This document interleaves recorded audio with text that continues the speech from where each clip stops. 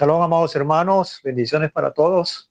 Damos muchísimas gracias a nuestro Padre por esta ocasión que nos brinda de estar reunidos en torno a esta enseñanza que se ha convertido para nosotros en una gran bendición en el intermedio de la semana, pues nos da ese conocimiento, ahonda un poco en detalles que por la misma condición de la dinámica que tenemos en nuestra congregación, los Justos de las Naciones, no podemos hacerlos en tiempo de Shabbat. Y es una gran oportunidad que todos debemos aprovechar. Así que seamos todos bienvenidos a esta jornada y sobre todo porque estamos de estreno. Hoy en el marco de Revelando las Escrituras tenemos una nueva serie que va a ser de mucha bendición, estoy seguro de ello. Se llama Libros y Personajes Bíblicos. Padre, te alabamos y te damos muchísimas gracias por esta ocasión que nos brindas. Gracias porque tu bendición nos ha alcanzado y esa bendición viene a través de tu revelación, de tu palabra, Señor. Que sea esta la que nos siga guiando, la que nos siga eh, eh, tomando de la mano, como porque eres tú, Señor, a través de estas palabras, la que nos da todo el discernimiento y que nos dibuja el verdadero carácter tuyo y sobre todo de nuestro Mesías Yeshua. Que seas tú, Padre, enseñándonos en esta jornada, con los méritos de tu Hijo amado, nuestro Mesías Yeshua. Amén y amén. Bueno, amados, entonces, como yo les decía, hoy iniciamos un nuevo ciclo de enseñanzas, la serie nueva que se llama Libros y Personajes Bíblicos. Vamos a comenzar con el libro de Josué, conocido en las versiones como Josué. Josué. Y vamos, para diferenciar ese nombre o el personaje al cual estamos haciendo alusión, lo vamos a llamar Yehoshua bin Nun. Y vamos a estar hablando de este nombre en el transcurso de esta enseñanza. Antes de entrar un poco en detalle, voy a decirles cómo vamos a trabajar con esta serie en particular. Hemos dividido en dos segmentos lo que se refiere a cada uno de los libros que nos falta por estudiar.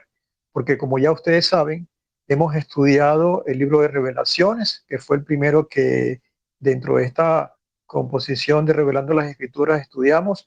Luego pasamos al libro de Daniel y la última serie que vimos fueron referidos a los profetas. Por lo tanto, estos libros no los vamos a tocar nuevamente, sino que vamos a tocar los que faltan para abordar todas las escrituras, desde Bereshit hasta Revelaciones. Obviamente los 5 libros que componen la Torá no los estudiamos porque nosotros lo hacemos en cada Shabbat, estudiando las porciones bíblicas o las parashot que corresponden en cada jornada. Y en este caso, nosotros en la congregación hemos tomado la determinación de unos años para acá de estudiar nuestra Torá en ciclos de 3 años. Y con esto entonces estaremos cubriendo paso a paso todos los libros que comprenden el canon bíblico conocido en la actualidad por nosotros. Entonces, en esta serie vamos a dividir todo este grupo de libros, que son muchos o que son varios, en 2 segmentos. Los que comprenden el Tanaj, o los que para muchos es conocido el Viejo Testamento, y los que comprenden los escritos apostólicos, que para muchos es conocido como el Nuevo Testamento. Dentro del primer segmento que he nombrado, en esta primera etapa, hay 18 libros que hoy de ese grupo de 18 vamos a estudiar el primero, que es Yehoshua o Josué. Esos 18 libros finalizan con el libro de Lamentaciones, Oejá, y de allí al terminar esa primera etapa, vamos a seguir con la segunda etapa, que es la que comprenden los escritos apostólicos, que tienen más libros, tienen 26 libros, y van desde Matitiajo a Yehudá, porque como les dije antes, Revelaciones, que es el último de los libros, no lo vamos a estudiar en esta parte porque ya lo hicimos.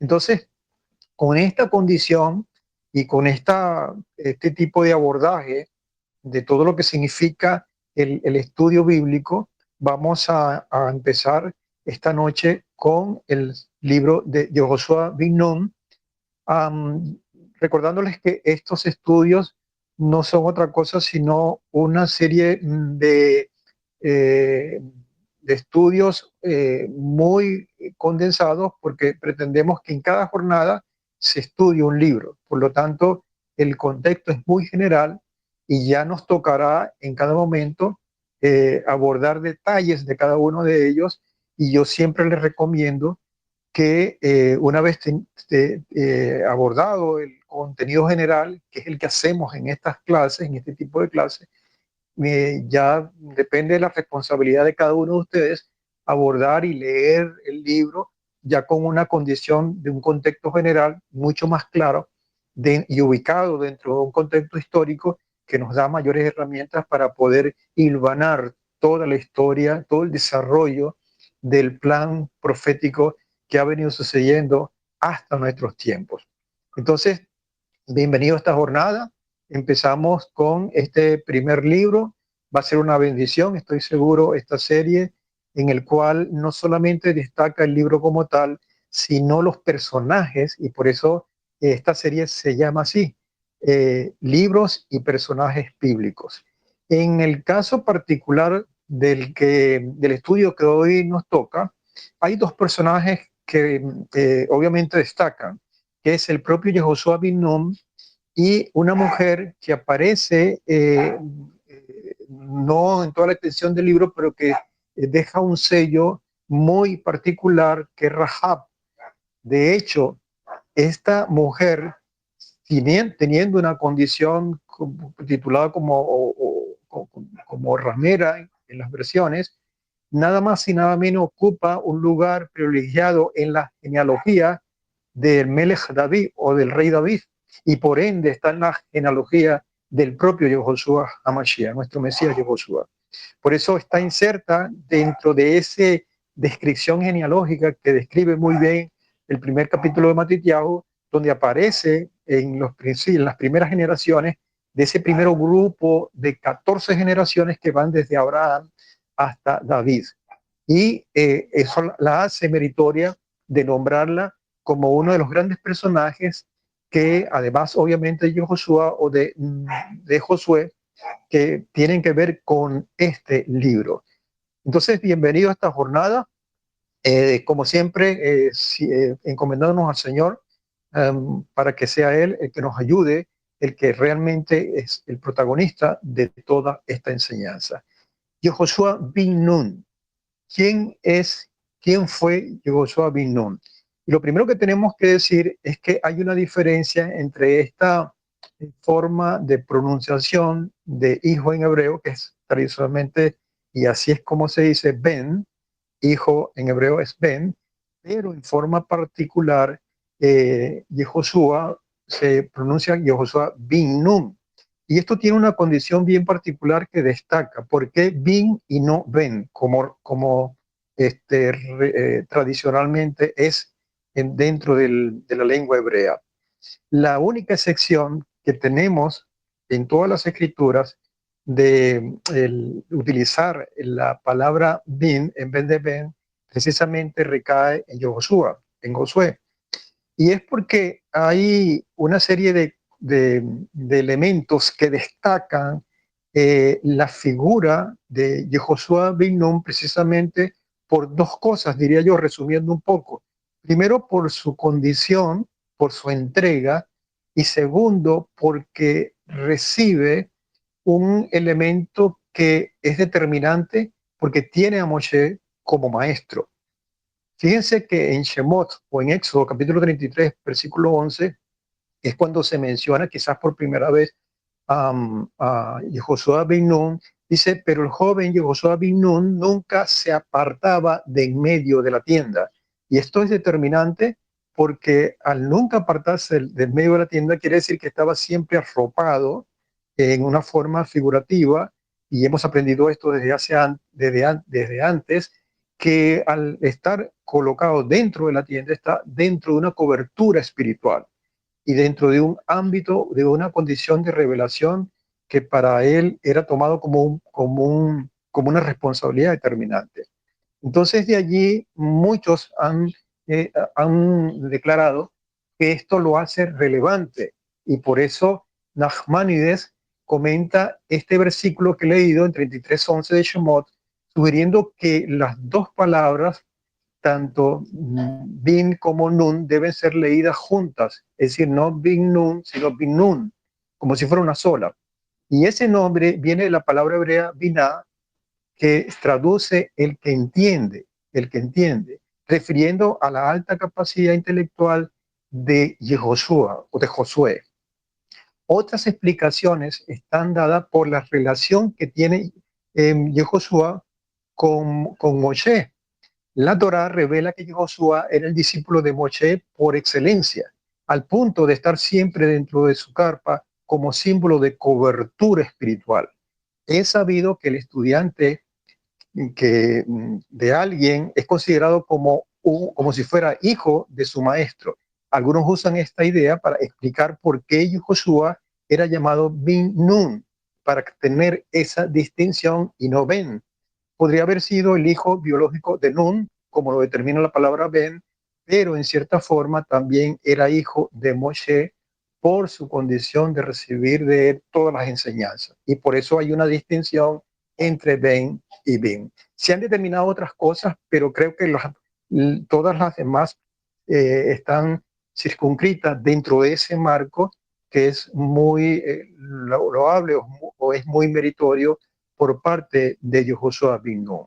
Ahora, este libro ocupa un lugar estratégico, porque después de Moshe, que no es fácil ocupar el lugar, y creo que a Yehoshua bin Nun le tocó bien fuerte, no solamente por la responsabilidad, sino por ocupar un espacio que dejó Moshe, que no es una tarea realmente cuesta arriba, y que no podemos decir que uno lo hizo mejor que el otro, simplemente cada quien cumplió el rol que le tocó, que le designó nuestro Padre.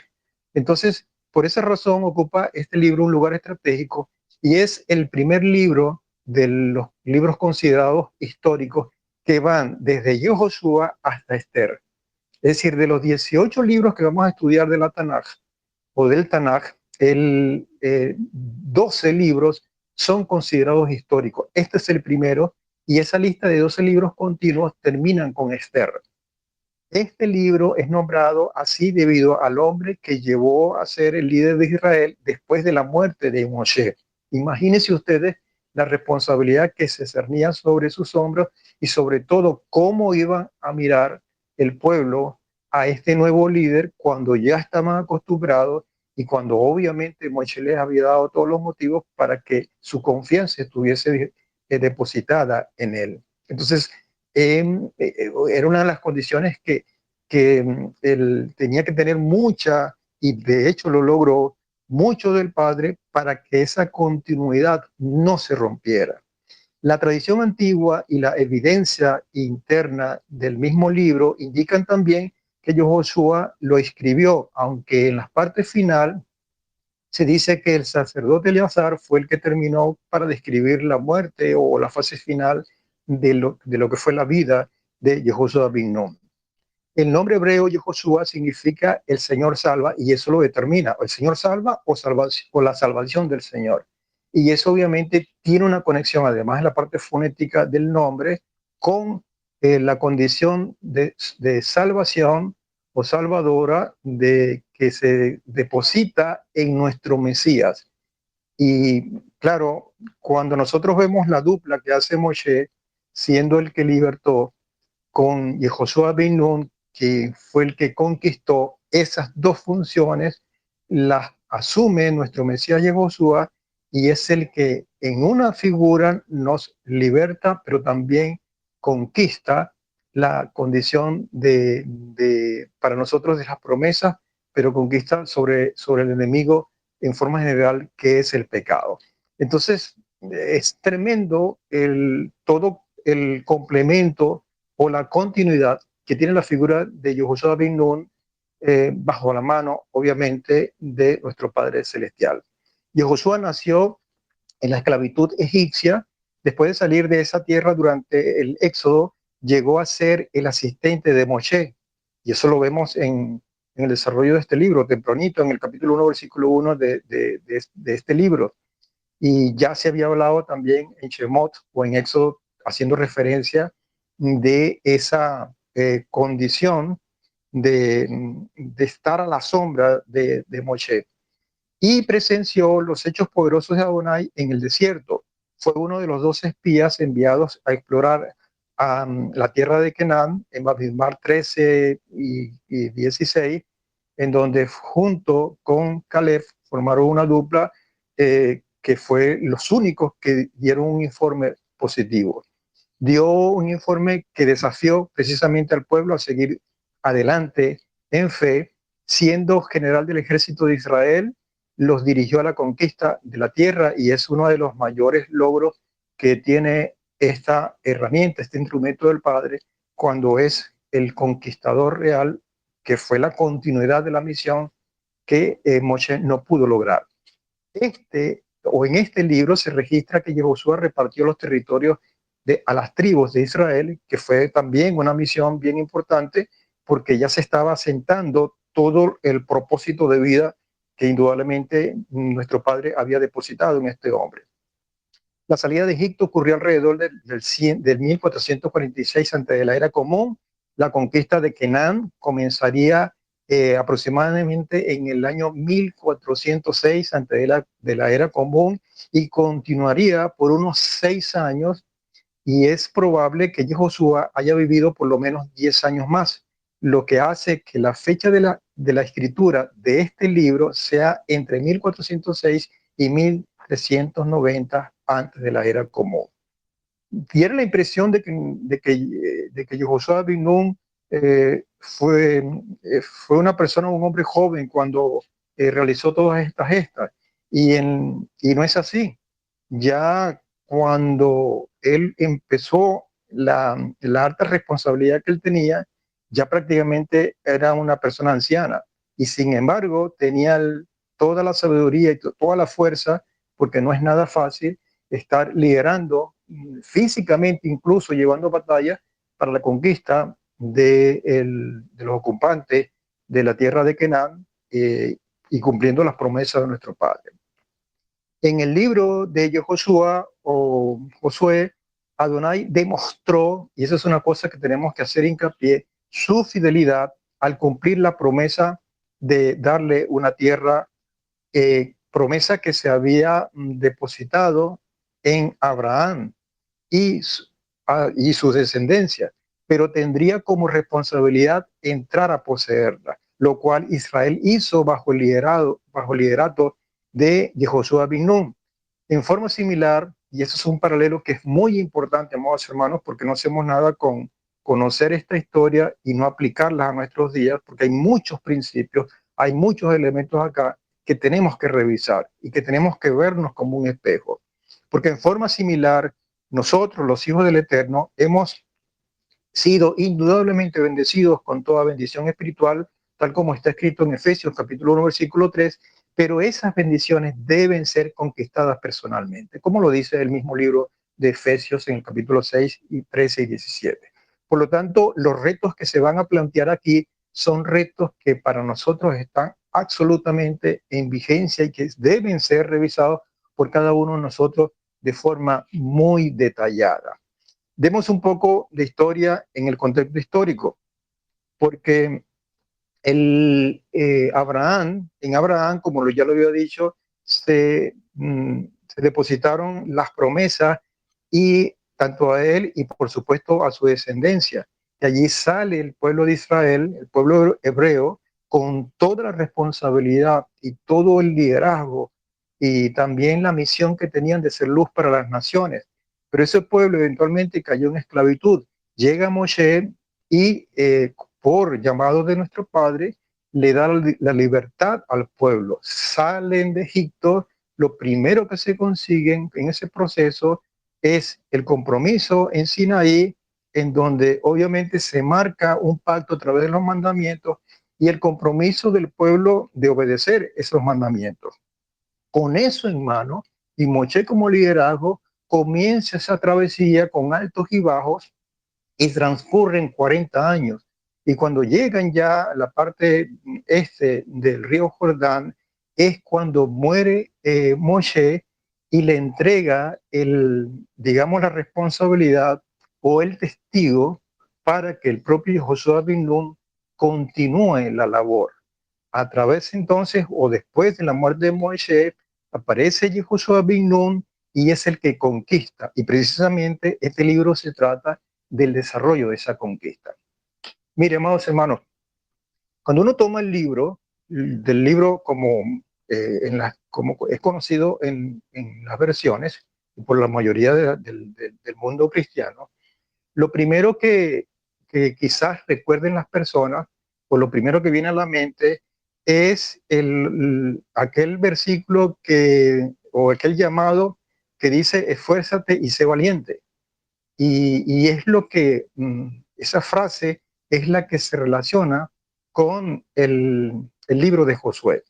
Pero es importante tener esto en contexto y con esto quiero arrancar en detalle un poco para que nosotros veamos que es verdad, hay que esforzarse y ser valiente. Pero la pregunta es ¿para qué?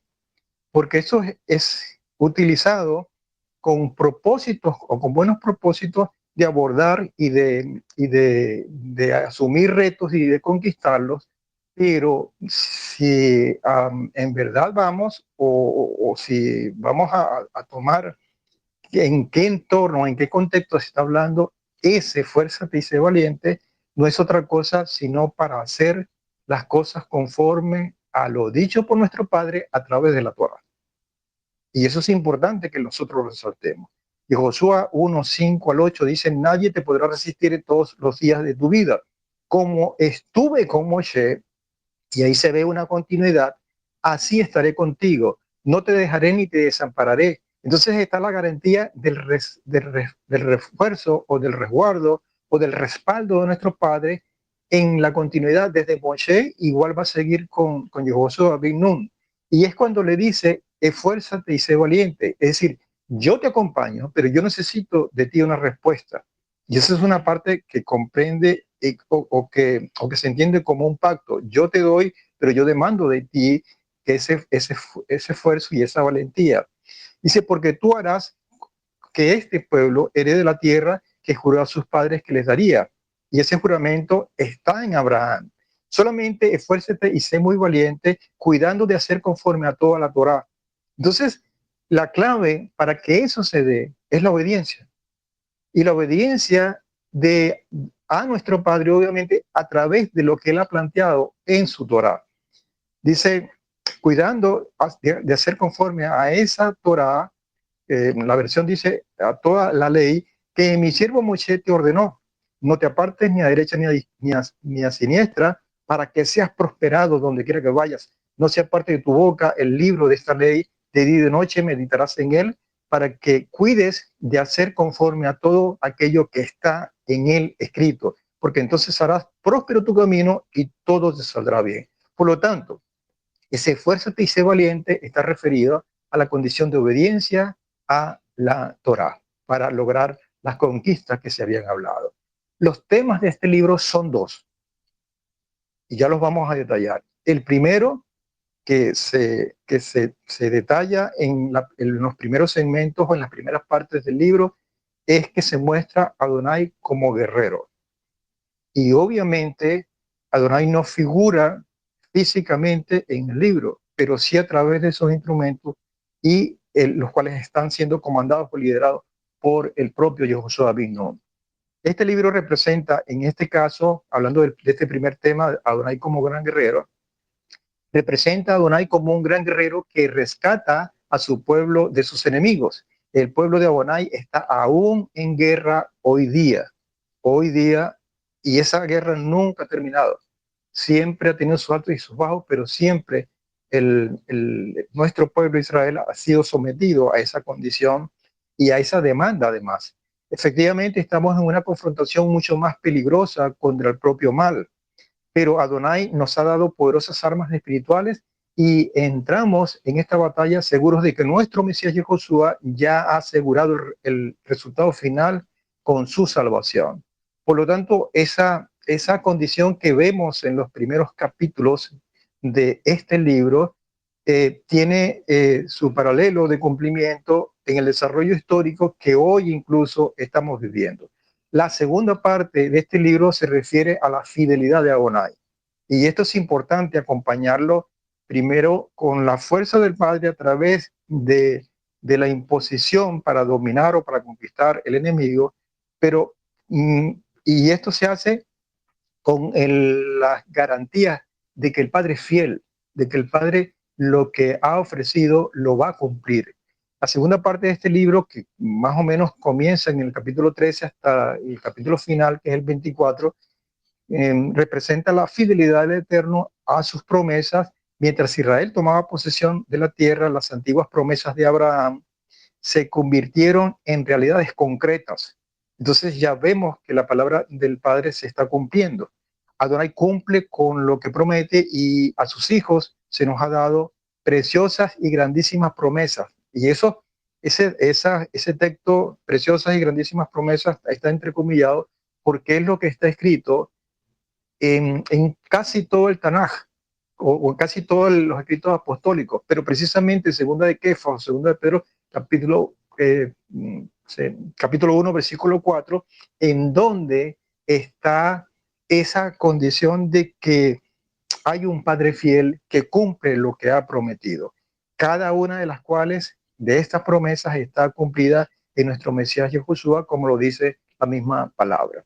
Entonces, viendo todo esto, podemos segmentar en 4 movimientos, por decirlo así, este libro. Es decir, las dos primeras partes en las cuales podamos dividir de 4 este libro, describen al Padre como ese gran guerrero, como el que respalda al que va enfrente para que se cumpla su palabra. Y obviamente en este caso tiene que ser en la conquista de los habitantes antiguos de Canaán o de Canaán. Y la segunda parte comprende su fidelidad. Ahora, esta primera parte de como gran guerrero va del capítulo 1 al capítulo 5, la primera parte, y aquí se ve en estos 5 primeros capítulos a Yehoshua bin Nun como guía a un pueblo que se llama Israel. Y esto para mí es la transición de Moshe a Yehoshua bin Nun, con lo cual tiene que de alguna manera depositar en el pueblo la confianza para que, así como se sometió al liderazgo de Moshe, de la misma manera el pueblo tiene que someterse al liderazgo de Yehoshua, porque es el mismo plan, es el mismo proyecto, son las mismas promesas que se están cumpliendo. Del capítulo 6 al capítulo 12 tenemos la otra parte como segundo movimiento de las batallas de los cananeos. Y en estos 2 capítulos, tanto de Yehoshua bin Nun como guía y la descripción de las batallas, se describe ese gran guerrero. El aspecto de fidelidad, que es la segunda parte del libro, comienza con el capítulo 13 hasta el capítulo 22 y relata a Yehoshua bin Nun como el hombre administrador, aquel que distribuye las tierras de acuerdo al mandato del Padre. Y eso ya estamos hablando del arreglo, de la concreción de aquellas promesas de las cuales había recibido Abraham en tiempo antiguo. Y concluye con unas palabras finales a modo de conclusión, y estas están prácticamente en los 2 últimos capítulos del libro, capítulo 23 y capítulo 24. Ahora, amados, vamos a estudiar esta primera parte de Yehoshua bin Nun como guía a Israel. Y aquí hay varios elementos que nos van a llevar a una serie de conclusiones que son vitales para nuestras vidas o el desarrollo espiritual que nosotros intentamos tener, obviamente fortaleciendo la comunión que debemos tener como hijos con nuestro Padre Celestial. Fíjense que en el capítulo 1, versículo 1 dice, después de la muerte de Moshe, siervo de Adonai, aconteció que Adonai habló a Yehoshua bin Nun, es decir, a Josué, ministro de Moshe o servidor de Moshe, diciendo, levántate, cruza este Jordán, tú y todo este pueblo, a la tierra que doy a los hijos de Israel. Es decir, esa guía, esa responsabilidad que se le está dando a Moshe, se le está dando para que continúe una labor que comenzó el propio Moshe. Dije, esa responsabilidad que se le está dando a Yehoshua es la continuidad de la labor que se le encomendó a Moshe, que ya no está. Y que además se le está dando también todas las condiciones por parte del Padre, toda su provisión para que eso sea una realidad, que no es otra cosa sino cruzar el Jordán para conquistar, porque estaban del lado este del Jordán, para conquistar la tierra que les había prometido. Eso en primer lugar. Por supuesto, estamos hablando de una continuidad de esa labor. No es que hay una cuestión segmentada que se terminó con Moisés y que ahora va a comenzar con Josué. No, es la continuidad de una misión. Y esa continuidad la tenemos desde ese tiempo hasta los momentos en los cuales usted y yo estamos viviendo, porque le toca a Josué, nuestro Mesías, para dar cumplimiento a ese modelo, a ese plan. En Josué capítulo 1, versículo 8 dice, no se aparte de tu boca este libro de la ley. De día y de noche meditarás en él para que cuides de hacer conforme a todo aquello que está escrito, porque entonces harás próspero tu camino y tendrás buen propósito. Eso tiene que ver además en la continuidad que hay que tener obediencia. Entonces, hay una continuidad y hay obediencia. Pero en el capítulo 2, versículo 1 dice, entre tanto, Yehoshua bin Nun había enviado secretamente desde Sittim a 2 espías diciendo, id y reconoced al país, particularmente a Jericó, y ellos fueron a casa de cierta mujer ramera de nombre Rahab y se acostaron allí. Entonces, fíjense que hay como una réplica, que las cosas se repiten, porque al igual que el propio Moshe envió en su momento unos 12 espías para que averiguaran o para que revisaran la tierra con unos resultados diametralmente opuestos a los que vamos a ver ahora. De la misma manera, él también envía 2 espías para esa tierra y hay como una especie de réplica en el modelo que había iniciado Moshe. Eso por un lado. Pero por otro lado, hay una condición, y aquí aparece Rahab, de conquista. Y yo me estoy refiriendo, por eso es que entre comillas esa palabra conquista, a las tierras como tal, sino conquista del corazón. Y se ve reflejado en la figura de una mujer que obviamente era todo lo contrario de lo que se pretendía tener como modelo de nuestro pueblo, o lo que se mantiene como modelo en una mujer que es estipulada o es dicho por su oficio como ramera. Y ahí hay una conquista de ese corazón, hay una reversión, hay una entrega de una mujer que tenía totalmente un eje de vida totalmente diferente, y el Señor la utiliza tanto así que está, repito, entre la genealogía del Melech David, del rey David, y por ende de nuestro Mesías Yehoshua, Rahab la ramera.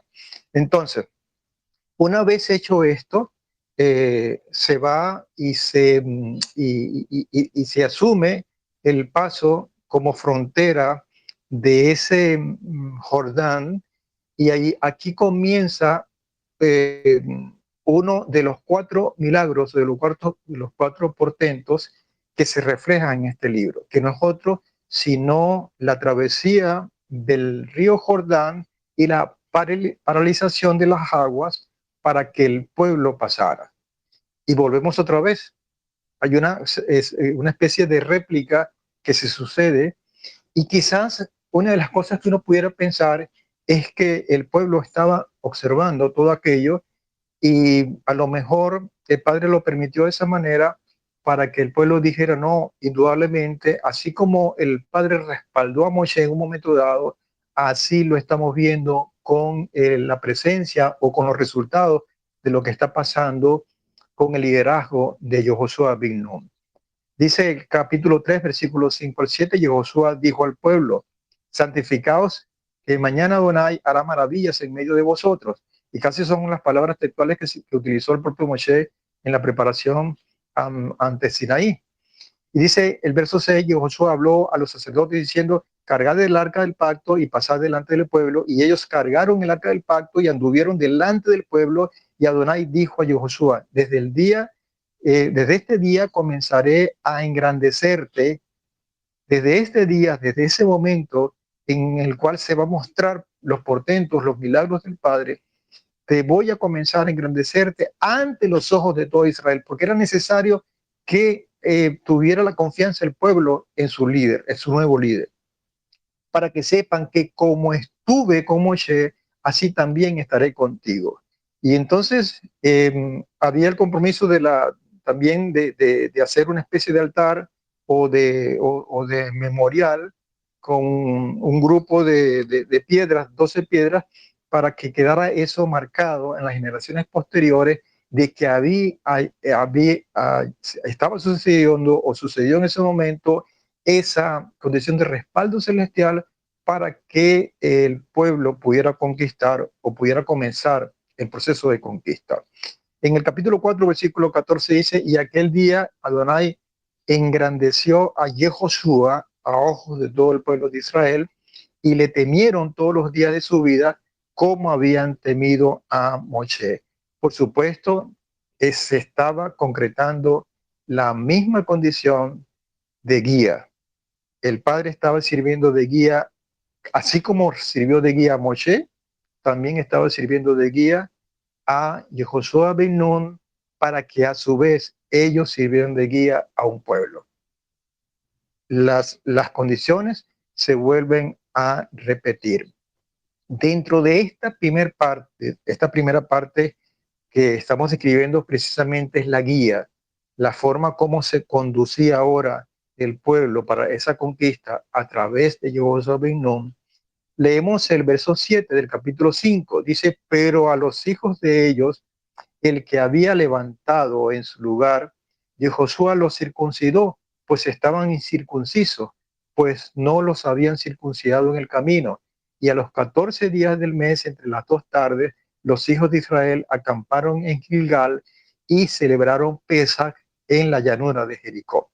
Y esto es tremendo, amados hermanos, porque es como decir, se vuelve a repetir la historia de liberación que lideró Moshe a través de Pesach allá en Egipto, y aquí se está dando otra vez, porque es cierto que esas generaciones que habían sido circuncidadas en el desierto ya habían muerto, y estas personas que nacieron, estos hombres que nacieron como parte de esa nueva generación, no estaban circuncidados.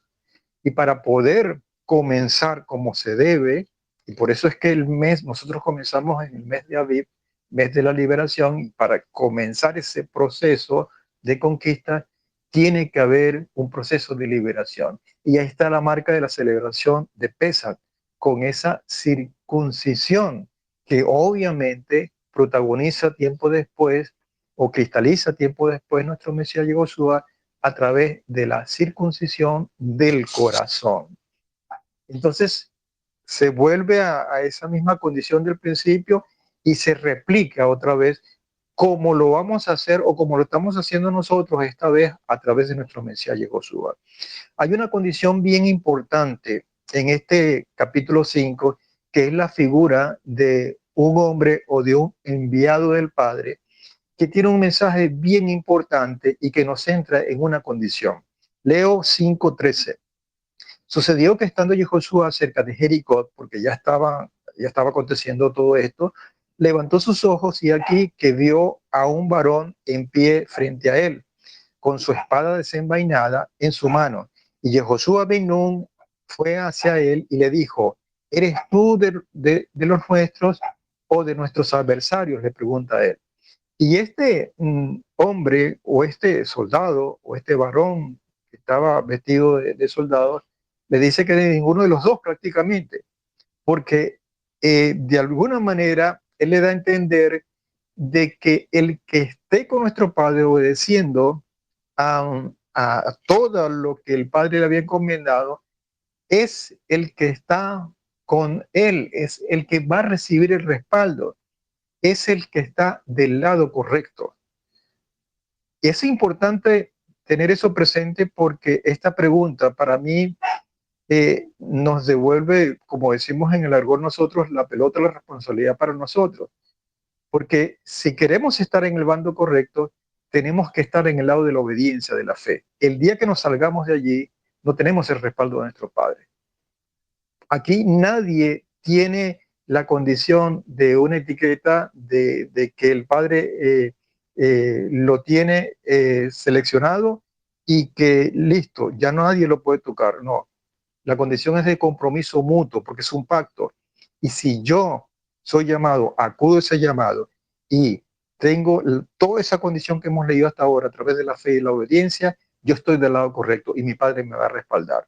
Por lo tanto, la respuesta a la pregunta de qué lado estás tú eh, como enviado del Padre, yo estoy del lado y voy a defender si la persona que está del otro lado es fiel al legado del Padre. Así de sencillo. Bueno, amados, con esto terminamos ese primer segmento y ahora vamos a la parte que quizás es muy fuerte porque refiere a las batallas que se van a librar para poder conquistar. Y esto ha tenido muchas repercusiones porque cuando nosotros vemos esto, de la forma como es indicado el enfrentamiento y las conquistas, pareciera que fuera que es visto como un genocidio, como una falta de misericordia. Y es una orden directa del Padre.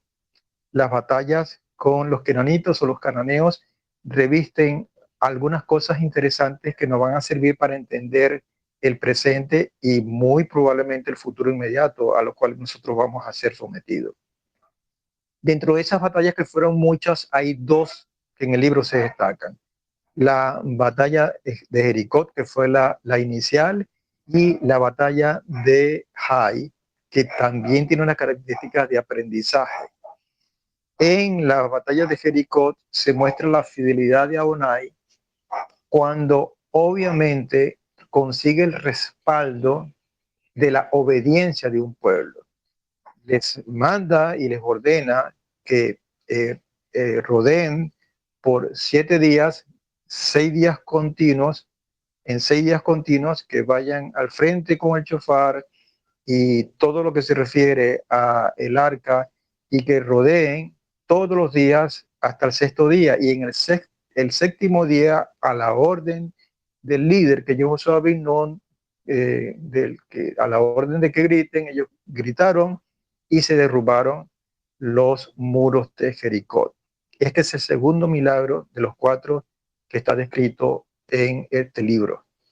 Ya habíamos visto cómo se apartaron las aguas en el Jordán y ahora cómo de forma milagrosa, sin utilizar ninguna fuerza física o militar para la época, pudieron derrumbar aquellos muros que eran prácticamente infranqueables y que ellos se sentían, los que estaban allí, el rey de Jericó y todo, muy protegidos.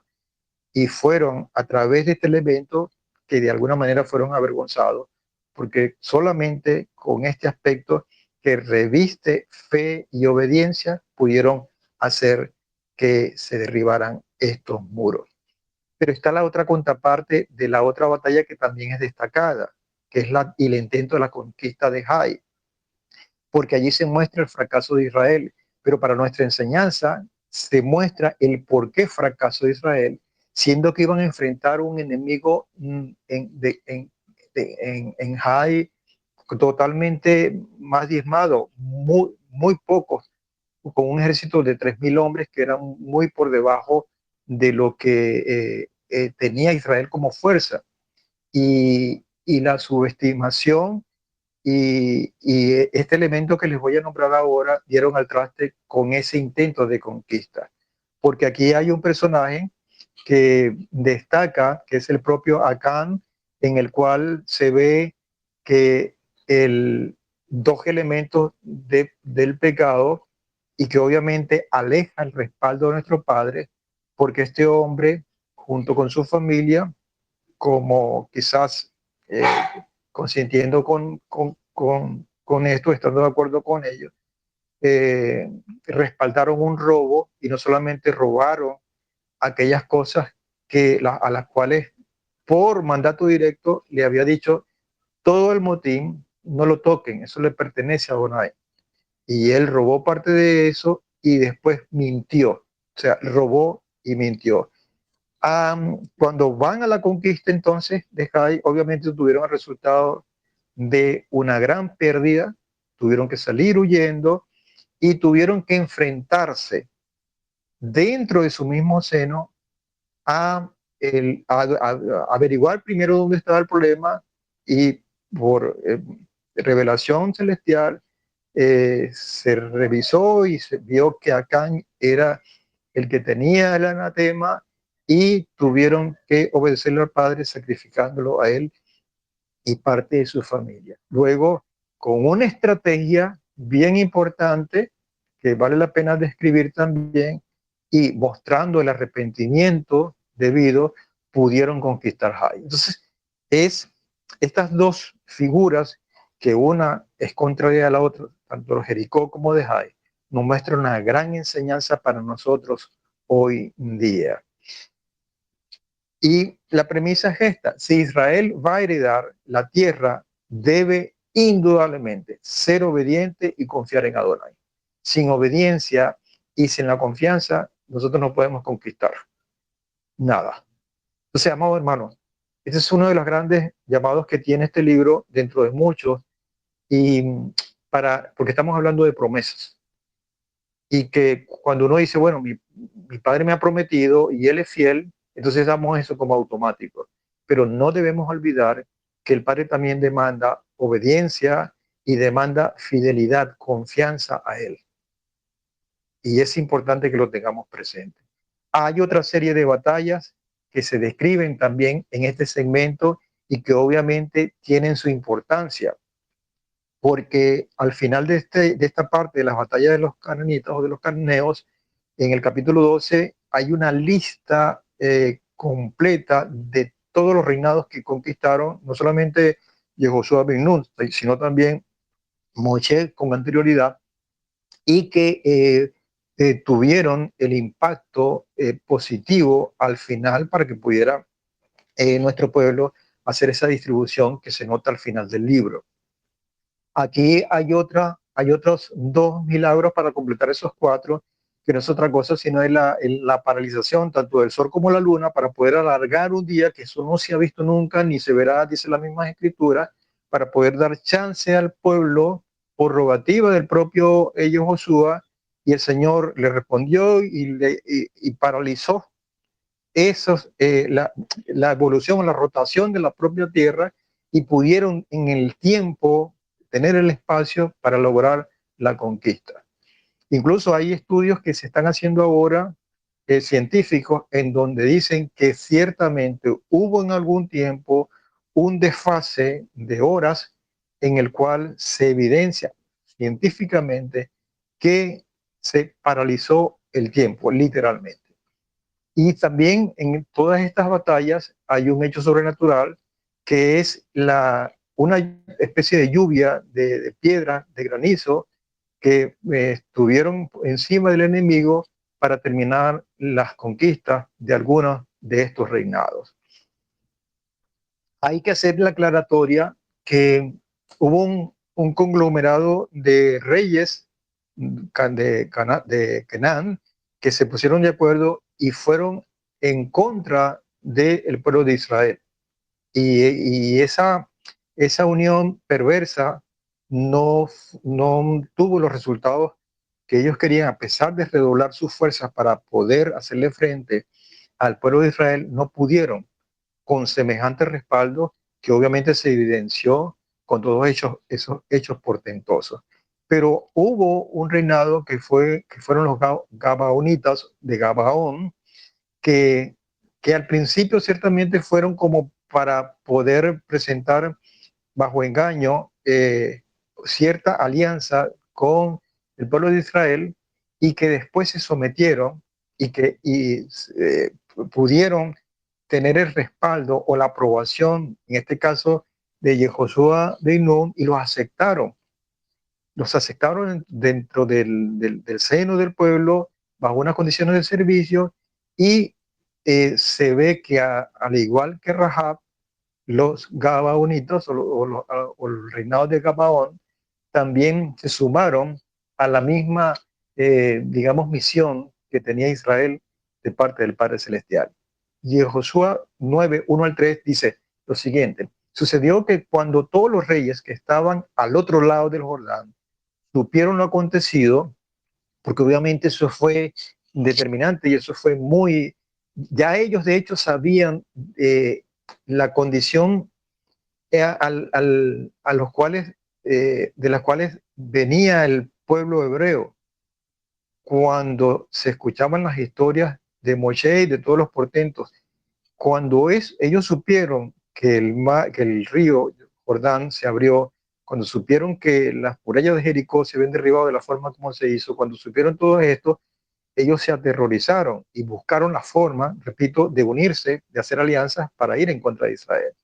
Entonces dice el verso 7, perdón, el versículo 2 del capítulo 9, se reunieron para luchar juntos contra Israel bajo un solo mando. Sin embargo, cuando los habitantes de Gabaón oyeron que lo que Josué había hecho a Jericó y a Jai, planificaron hacer un pacto con Israel y de hecho lograron ese pacto. Eso está bien descrito en el libro. Ahora, amados hermanos, yo hago un paréntesis aquí pequeño. ¿Por qué lo hago? Porque cuando nosotros leemos la descripción de todas estas batallas, de todos esos encuentros, vemos que hay una cosa bien sangrienta, bien dura, porque hay una orden de nuestro Padre de acabar con todo lo que estaba allí.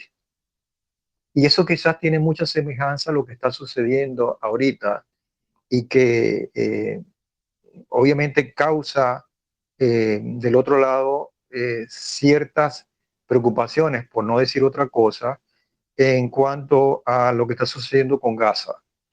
Y sobre todo porque cuando vemos lo que dice Josué en su palabra, pareciera que hubiese una elementos allí que no cuadran, un descuadre. Porque ¿cómo vamos a explicar que eso está sucediendo cuando, por ejemplo, en Matitiajo 5:43 y 44, por boca del Mesías dice: oíste que fue dicho, amarás a tu prójimo y aborrecerás a tu enemigo? Pero yo os digo, dice el Mesías, amad a vuestros enemigos y orad por los que os persiguen. Entonces, ¿cómo se aplica esta palabra? ¿Cómo vamos a amar a ese enemigo? ¿Cómo vamos o cómo Israel en ese momento pude amar a los cananitas si es que tenemos esta palabra o esta orden por parte del Mesías, y que obviamente el Mesías, siendo obediente, es la misma voz del Padre? Pues no debemos olvidar que la misma condición al cual estaba sometido como parte de guía Yehoshua ben Nun, también está sometida Yehoshua HaMashiach, nuestro Mesías. ¿Por qué lo digo? Porque cuando se enfrenta el enemigo y que ese enemigo está obstaculizando el cumplimiento de un plan que ha sido sellado por el Padre, y que además de ello lo hace con una corrupción, con un pecado, con una baja moral, obviamente hay que terminarlo. En Baikra, en el capítulo 18, versículo 3, dice: no haréis como hacen en la tierra de Egipto, que es de donde salieron ellos, en la cual morasteis, ni haréis como hacen en la tierra de Canaán, a los cuales van a ir, a donde yo estoy conduciendo. No seguiréis sus costumbres. ¿Por qué se tiene que terminar? Porque es mm, una condición de contaminación espiritual que obviamente el Padre aborrece. De Barín 12:29 al 31 dice: cuando Adonai tu Elohim haya cortado delante de ti a las naciones a donde tú vas para desposeerlas, y ese mandato viene por parte del Padre y se está refiriendo a este momento con todos los reinados que están ocupando esa tierra de Canaán, y la hayas desposeído y habites en su tierra, aún después que sean destruidas delante de ti, cuídate de no caer en el lazo de ir en pos de ellas. Porque el problema no era precisamente los habitantes, el problema era el pecado que estaba sembrado allí. Y que si la justicia del Padre estaba sobre los ocupantes de Canaán por su pecado, no debemos olvidar que esa misma justicia va a ir contra el pueblo de Israel si ellos persisten en la misma conducta. Eso debe estar claro. Y eso estaba claro en la palabra como mandato de aquel momento y está claro para hoy. Por lo tanto, no podemos hablar de ese exterminio, de ese genocidio, porque no está planteado como tal. Es una condición de obediencia y de justicia celestial al pecado o al que practica el pecado, para que no pueda contaminar o no pueda estropear el propósito de liberación y de conquista y de la concreción en la fidelidad al Padre para que se logre. Entonces, repito, aún después que sean destruidas delante de ti, cuídate de no caer en el lazo al ir en pos de ellas, de no indagar respecto a sus dioses, diciendo cómo servían estas naciones a sus dioses, para que hagan así también, para que haga así también yo. No harás así así a Adonai tu Elohim, porque ellos hicieron con sus dioses todo lo que Adonai aborrece, pues aún a sus hijos y a sus hijas queman en el fuego para sus dioses. Y eso es aborrecido. Por esta razón, no podemos estar hablando de esa condición de exterminio, ni mucho menos de genocidio. Esto queda claro y queda respaldado también en los escritos apostólicos, por ejemplo, en primera de Johanán, capítulo 3, versículos 4 al 6, donde dice, todo el que practica el pecado también practica la infracción de la ley, porque el pecado es infracción de la ley, de la Torá. Y sabéis que él fue manifestado para que cargara los pecados, aunque en él no haya pecado. Todo el que permanece en él no peca. Todo el que continúa pecando no ha visto ni lo ha conocido. Así que entendemos ahora que cuando dice Josué, amad a vuestros enemigos y orad por los que os persigan, quizás esa figura se refiere más a buscar ese arrepentimiento de ese enemigo que se ve en la figura de Rahab y del mismo reinado de Gabaón. Ese es el ejemplo en el cual persigue nuestro Padre. Pero los demás no, porque caen en la condición de darle la espalda a nuestro Señor. Bien, la parte de Josué ben Nun en la distribución de la tierra que comienza esta fase de la fidelidad del Padre, no es otra cosa sino el cumplimiento que recibe el Josué ben Nun como liderazgo y que da cumplimiento a esa repartición de tierra según lo que ha determinado el Padre. En Josué 13:1 y 7 y 8 dice, cuando Josué era ya un anciano, se habla de 90 y tantos años, avanzado en días, Adonai le dijo, tú eres anciano, avanzado en días, y todavía queda muchísima tierra por conquistar. Reparte pues esta tierra en heredad a las 9 tribus y a la media tribu de Manasés, porque ya parte de eso había sido designada por Moshe con anterioridad. Con la otra mitad de los reubenitas y los gaditas ya recibieron la herencia que Moshe precisamente les había dado allende al Jordán, al oriente, según lo que les había dado Moshe, siervo de Adonai.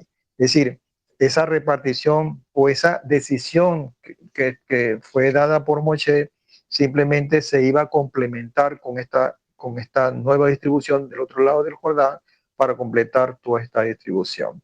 Es importante señalar que esto no es otra cosa sino el cumplimiento de la promesa de Adonai a Abraham.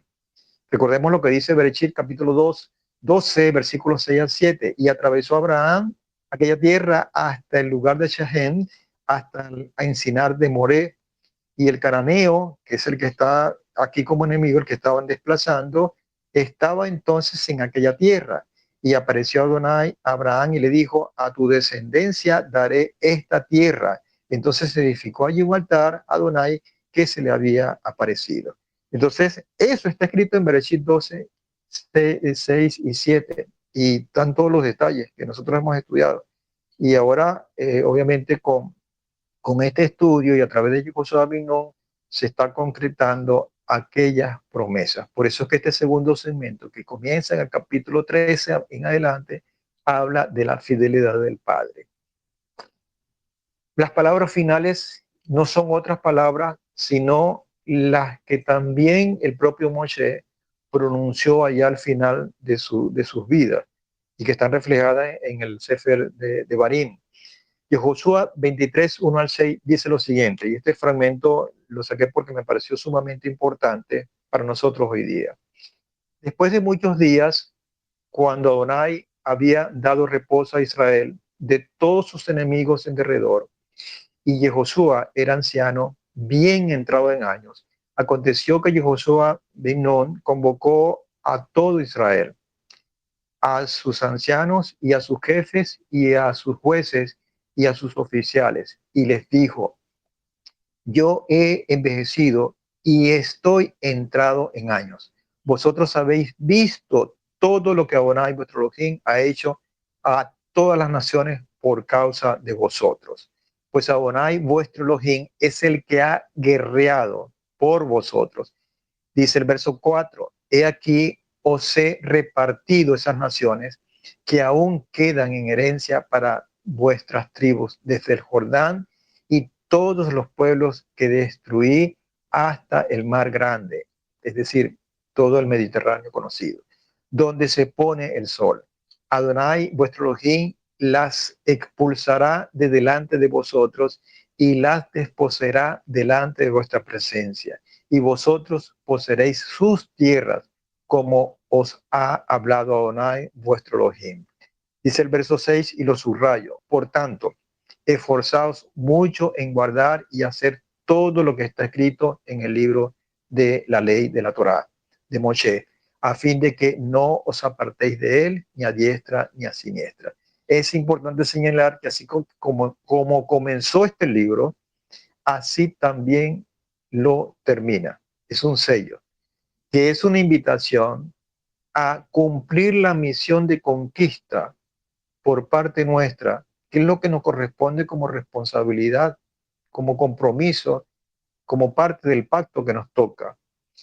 Pero al igual que como comenzó, nosotros también debemos terminar. No se puede lograr esto sin la obediencia, sin la fe, sin la fidelidad por parte nuestra, que debe ser la respuesta genuina, sincera, de la fidelidad del Padre hacia nosotros. La fidelidad a la Torá representa vida y bendición en la tierra.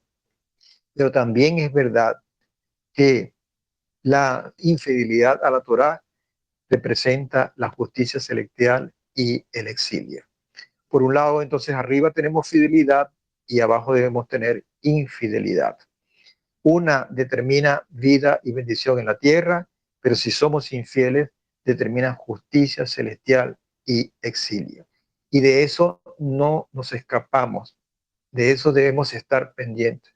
Debemos estar siendo garantes del cumplimiento de esa fidelidad al Padre. La pregunta final es: ¿qué va a hacer Israel después?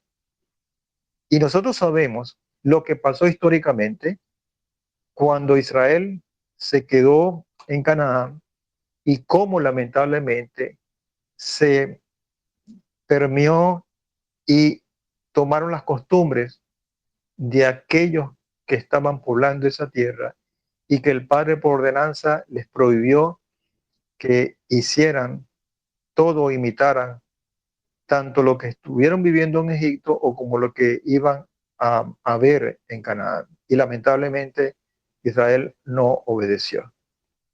Pero esa pregunta nosotros históricamente la podemos responder. Quizás esta pregunta no está dirigida tanto a lo que históricamente pasó porque realmente lo conocemos a través de la historia. Esta pregunta está dirigida a nosotros hoy día. ¿Qué vamos a hacer nosotros como Israel después de tener toda esta revelación más completa y de tener ese compromiso que el Padre ha depositado en nosotros como llamado, de tener todo un legado? Porque así como el Padre tomó al pueblo, le colocó a Moshe, en Moshe depositó toda la autoridad y lo evidenció con hechos. Esa continuidad también sucedió con el propio Josué o Yehoshua bin Nun y lo respaldó. Hoy día tenemos en nuestro Mesías Yehoshua la misma condición y el Padre quiere recibir de nosotros aquello que quizás les faltó al pueblo cuando se quedó en Canaán y que lamentablemente se permió y se perdió en esa costumbre. Aquel Israel que salió de Egipto pagó un precio elevado por 40 años debido a su falta de fe y obediencia. Ahora, la próxima generación tiene una nueva oportunidad. Esta generación que estaba intentando colocar y de hecho logró la conquista y no la va a desperdiciar como vemos que intentaron. A medida que caminan en obediencia, el río se detiene, que es el río Jordán, las murallas caen, los enemigos son derrotados y sus sueños anhelados por tanto tiempo se vuelven realidad, porque la conquista se estaba dando. El libro de Yehoshua bin Nun comprende dos grandes partes. La primera, una increíble historia de valentía, fe, milagros y estrategias innovadoras que indudablemente tuvieron el respaldo del Padre, el respaldo milagroso de nuestro Padre, para poder ganar una batalla tras otra.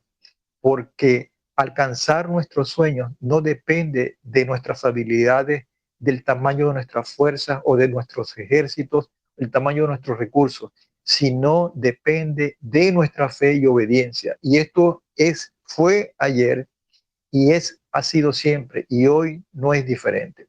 Una vez que los enemigos han sido derrotados, el plan de Adonai continúa desplegándose a través de la segunda parte. Adonai no los deja discutiendo entre ellos acerca de a quién le corresponde qué pedazo de terreno. Simplemente lo definió. Él les da una descripción muy detallada de la tierra que él seleccionó para cada tribu, asegurando un fundamento para la paz y la justicia, que lamentablemente no se logró después. Por eso es que el llamado que tenemos hoy es resarcir toda aquella cosa que no se pudo lograr en su totalidad y que hoy estamos llamados a hacerlo. Porque hay un adicional. Las generaciones que vinieron después tuvieron el tiempo para poder resarcir hasta nuestros días, pero nosotros no vamos a tener más oportunidad en el tiempo. Así que el día es hoy para lograr esa paz y esa justicia. Así, de la manera que el Eterno tenía un plan específico para las 12 tribus, Él también, amado hermano que me estás escuchando y me estás viendo, hoy tenemos un sueño particular en que cumplir y que no es otra cosa que la conquista de nosotros mismos y la conquista de aquellas promesas que nos ha dado el Padre. Y la receta, la fórmula sigue siendo la misma: fe, confianza. No podemos apartar esa fe y esa confianza y que se debe convertir en obediencia a sus mandamientos. Un sueño particular en mente para cada uno de nosotros. Recordemos lo que nos dice el propio libro de Josué o de Josué bin Nun en el capítulo 21, versículo 45, y con esto cierro. No faltó ni una palabra de todas las buenas cosas que Adonai había hablado a la casa de Israel.